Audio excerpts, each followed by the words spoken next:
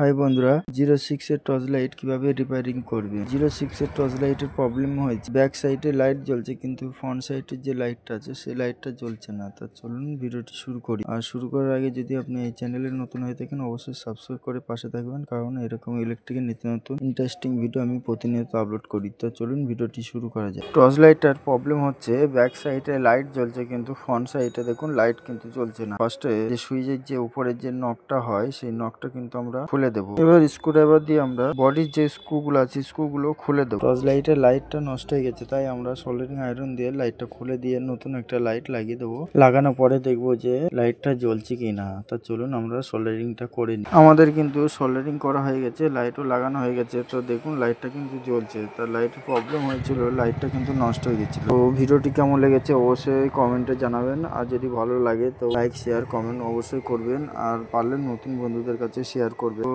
দেখা হচ্ছে পরবর্তী ভিডিওতে, তত সময় ভালো থাকবে।